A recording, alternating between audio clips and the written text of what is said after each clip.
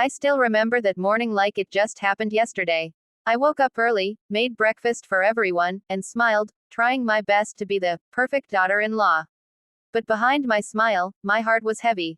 My mother-in-law, Shazia Begum, had never accepted me, no matter how hard I tried.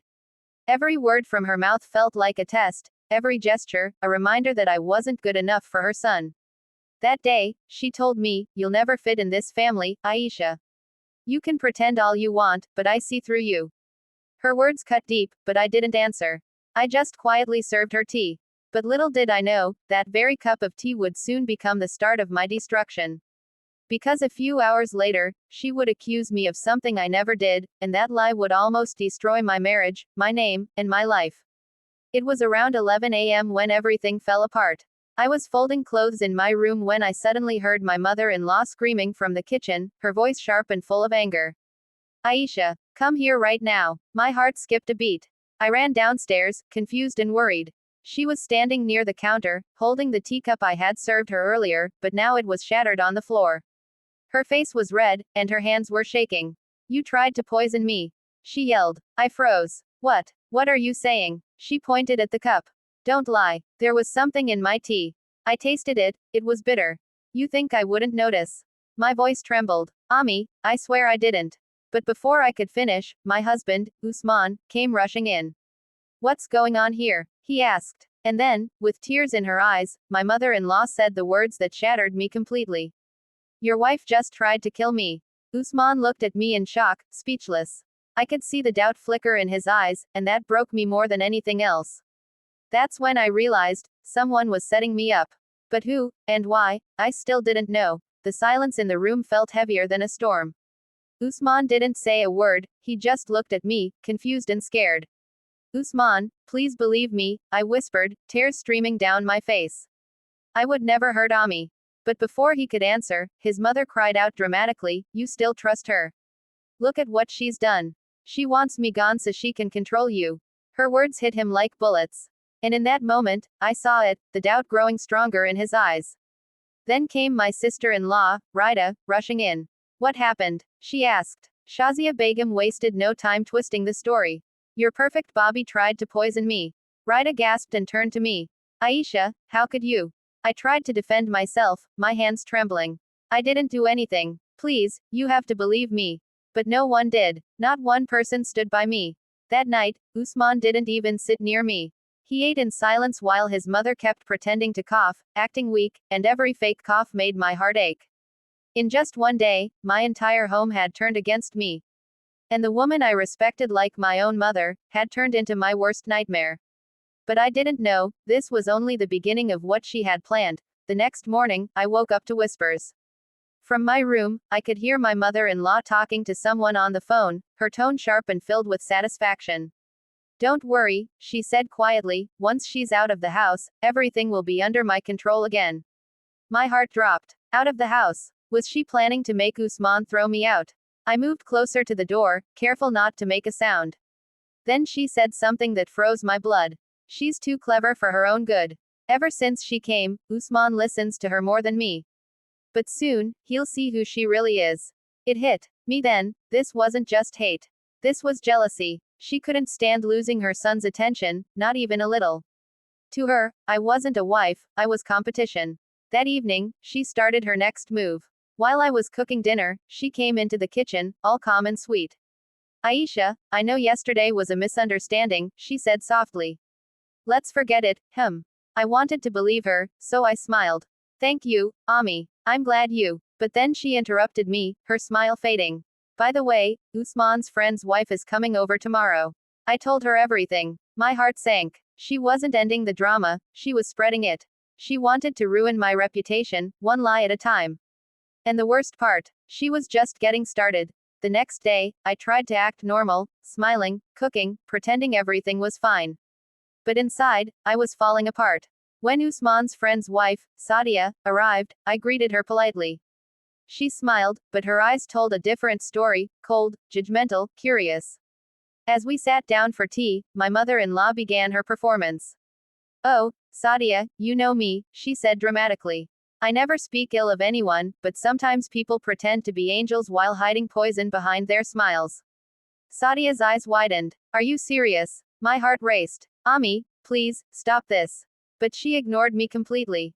Yes, she tried to harm me. If Allah hadn't protected me, who knows what would have happened. Sadia gasped and looked at me in shock. Aisha, you. Tears filled my eyes. It's not true. I swear it's not. But no one cared about my truth anymore. By evening, the whispers had already begun. My phone buzzed with messages from relatives, subtle, fake concern hiding their gossip. Are you okay, Aisha? We heard something happened. Poison. Oh dear, that's so scary. Every message felt like another knife in my back. That night, I sat alone in my room, scrolling through the chats, realizing the truth. My mother-in-law didn't just want to hurt me, she wanted to destroy my image completely. And the next step in her plan would hit closer than I ever imagined. That night, I waited for Usman to come home. My hands were cold, my heart heavy, I needed him to believe me. When he finally entered, I stood up. Usman, we need to talk. He looked exhausted. Aisha, not now, please. Please just listen once, I begged. Ami is lying. I never tried to hurt her. You know me, Usman, you know I couldn't do something like that. He sighed deeply and rubbed his forehead. Then why would she say it? My mother has never lied to me. His words cut through me like glass. Because she's jealous, Usman. I said without thinking, and the moment I said it, I regretted it. He snapped. Enough. Don't you dare talk about my mother like that. I froze. His voice, usually soft and calm, was cold and sharp. She raised me alone after my father died, he continued. She's everything to me. If you think I'll choose between you and her, you're wrong. I couldn't even speak. Tears rolled down my cheeks silently. That night, he slept in the guest room for the first time since our marriage. And I lay awake, staring at the ceiling, wondering how everything changed so fast. The house that once felt like home now felt like a cage, and every wall whispered my guilt, even though I was innocent. But I didn't know, the truth was already starting to slip out, through someone I least expected. The next morning, I could barely face anyone. My eyes were swollen from crying all night, and the air in the house was thick with tension. As I walked into the kitchen, our maid, Natsia, hesitated before greeting me. Usually, she was cheerful, but today, she looked nervous, her eyes darting toward the living room where my mother-in-law sat sipping tea.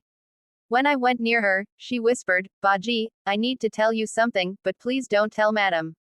My heart pounded. What is it? She looked around carefully, then leaned closer. That day, when madam accused you, I was there. I saw her in the kitchen before you came. I froze. You mean before I made her tea? Natsia nodded quickly. Yes. She poured something into her own cup and hid the bottle in her shawl. I didn't understand what she was doing. But when she started shouting later, I knew something was wrong. My breath caught in my throat. Are you sure? I swear, Baji. I didn't say anything because I was scared. She told me not to open my mouth, said she'd fire me if I did. I felt dizzy. The truth finally had a witness. For the first time in weeks, I felt a flicker of hope. If I could prove what Natsia said, I could clear my name. But when I told Natsia to come with me and tell Usman the truth, she shook her head in panic. No, Baji. She'll destroy me if she finds out I spoke. And before I could convince her, my mother-in-law's voice echoed from the hall. Natsia, what are you two whispering about?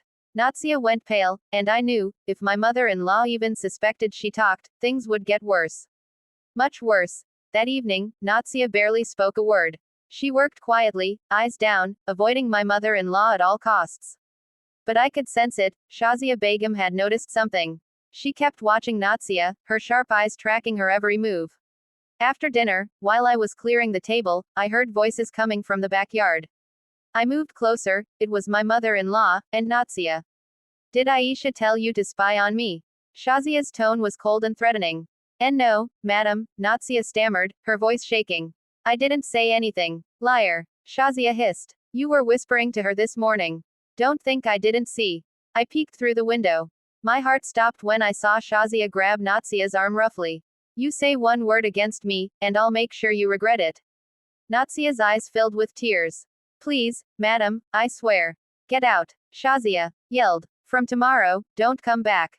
I ran outside. Ami, stop. What are you doing? She turned to me, pretending to be calm again. This maid isn't trustworthy. She talks too much. Natsia looked at me helplessly. I wanted to tell her to stay, to speak the truth, but the fear in her eyes said it all. She left that night, trembling, without even taking her pay. And with her gone, my only witness was gone too. I stood in the empty yard, my hands shaking, realizing how powerful my mother-in-law truly was. She didn't just want me gone, she wanted every trace of truth erased. But destiny had its own plans. Because someone else had heard everything. The next morning, the house was eerily quiet. Natsia was gone, and I felt completely alone again. I moved through the house like a ghost, cleaning, cooking, doing everything just to avoid breaking down. But around noon, as I was in the living room dusting the shelves, I heard a soft voice behind me. Bobby. It was Rita, my sister-in-law. The same Rita who had believed every lie about me. I turned, surprised. Yes. She hesitated, biting her lip. I need to tell you something. My heart skipped. What is it? She looked around nervously before whispering, I heard Ami last night. She was talking on the phone, and she said everything was going exactly as planned. She even laughed about how she scared the maid into leaving. I froze. You're serious? Rita nodded slowly, her eyes filling with guilt. I didn't want to believe it before, but now, I think she really might have set you up. For a moment, I couldn't breathe. The same person who had once called me a liar, was now standing beside me, shaking with regret. She's changed since you came, Bobby, Rita said softly. It's like she can't stand seeing Usman happy with you. Tears filled my eyes, but this time they weren't from pain, they were from relief. Someone finally saw the truth. Will you help me prove it? I asked, voice trembling. Rita hesitated, then nodded. Yes, but we'll have to be smart. If she finds out, she'll turn everyone against us both. And at that moment, for the first time, I wasn't alone. Because now, there were two of us, and we were ready to expose the monster hiding behind a mother's smile.